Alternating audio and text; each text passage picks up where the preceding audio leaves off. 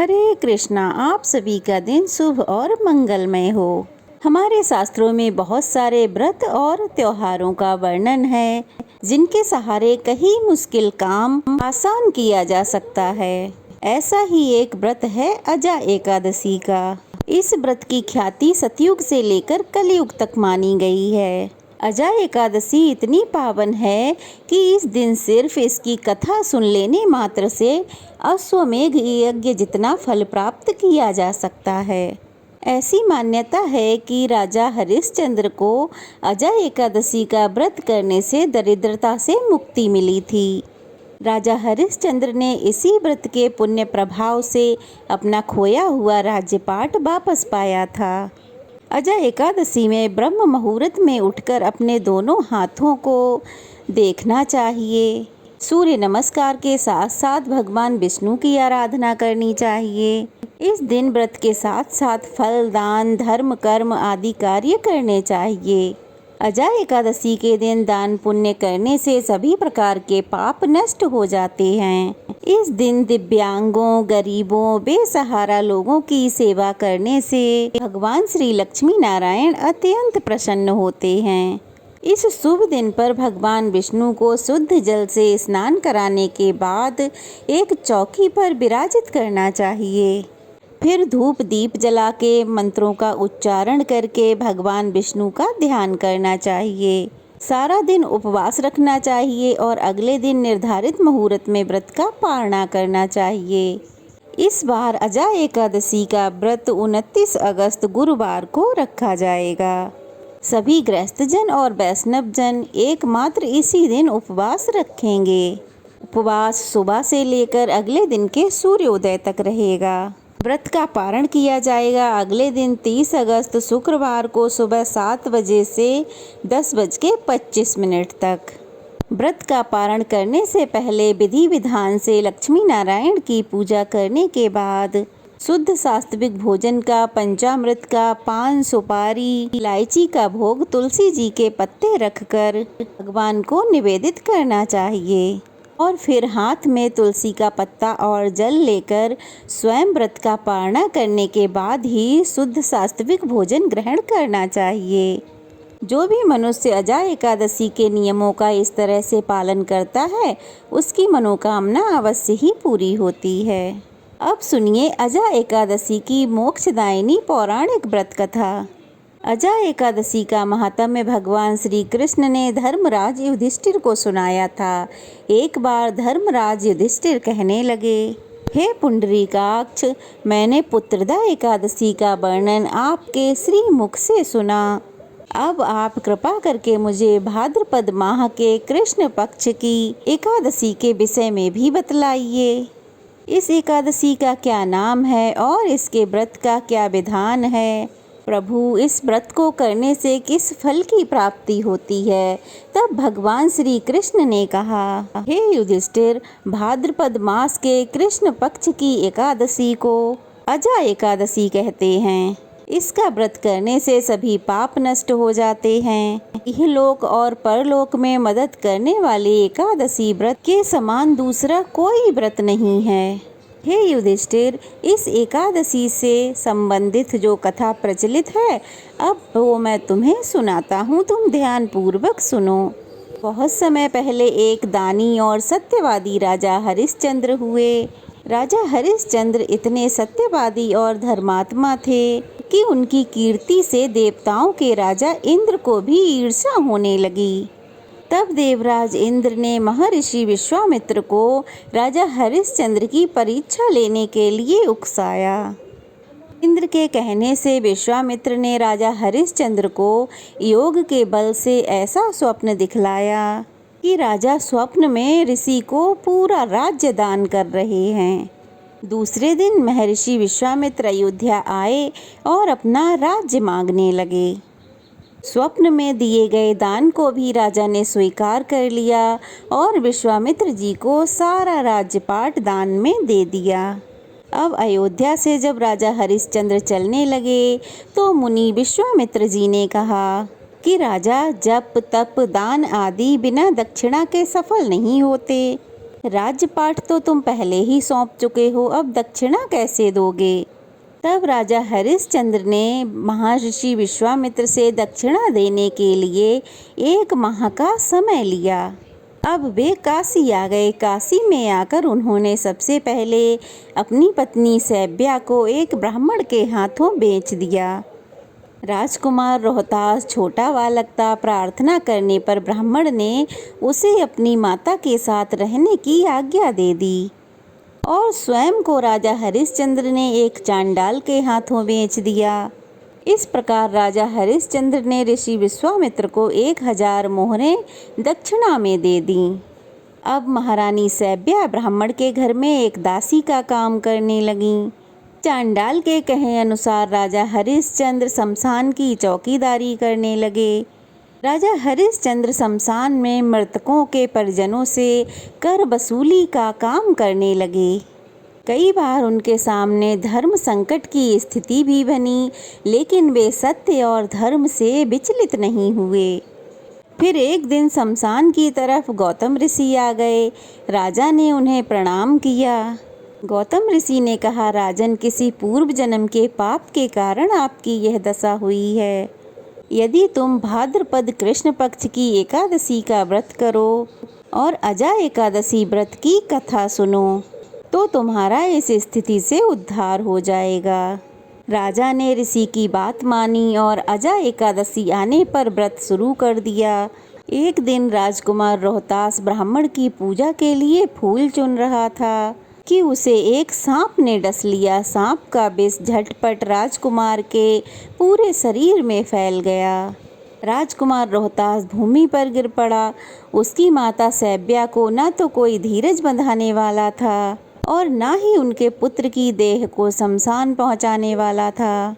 तब रानी सैब्या रोती बिलखती पुत्र के शव को लेकर शमशान में पहुंची तो पुत्र के शव को देखकर राजा हरिश्चंद्र का कलेजा भर आया, क्योंकि उस समय राजा हरिश्चंद्र शमशान घाट में मृतकों के शवों का दाह संस्कार का काम किया करते थे। इसलिए अपनी पत्नी से अपने पुत्र की मृत्यु का सारा वृतांत सुनकर राजा ने अपनी रानी से कहा कि रानी, इस समय मैं अपने कर्तव्य में बंधा हुआ हूँ। जो भी यहाँ दाह संस्कार के लिए आता है उसे कर के रूप में कुछ न कुछ तो देना ही पड़ता है। अब रानी के पास देने को तो कुछ भी नहीं था। राजा को बड़ा दुख हुआ, किंतु वे अपने धर्म पर स्थिर बने रहे। दोनों ही इस दुख की घड़ी में भगवान को याद कर रहे थे। जब राजा ने रानी को उनके पुत्र का दाह संस्कार नहीं करने दिया तो रानी ने अपनी आधी साड़ी चीर कर राजा हरिश्चंद्र को कर के रूप में दे दी। भगवान भी यह सब देख रहे थे। तब राजा हरिश्चंद्र की कर्तव्य परायणता देखकर भगवान नारायण, देवराज इंद्र, महर्षि विश्वामित्र और अन्य देवता भी प्रकट हुए। उन्होंने उनके मृत पुत्र को फिर से जीवित कर दिया और राजा हरिश्चंद्र को उनका खोया हुआ राज्यपाट भी वापस लौटा दिया। तो इस प्रकार अजा एकादशी के व्रत के प्रभाव से राजा हरिश्चंद्र के समस्त दुखों का निवारण हो गया। सत्य के प्रभाव से राजा हरिश्चंद्र महारानी सैब्या के साथ भगवान के धाम को चले गए। महर्षि विश्वामित्र ने राजकुमार रोहतास को अयोध्या का राजा बना दिया। भगवान श्री कृष्ण कहते हैं, हे राजन, यह सब अजा एकादशी के व्रत के प्रभाव से ही हुआ।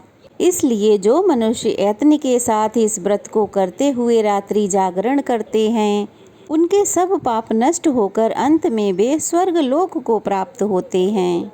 और इस एकादशी के कथा का श्रवण मात्र से ही अश्वमेघ यज्ञ जितना फल प्राप्त होता है।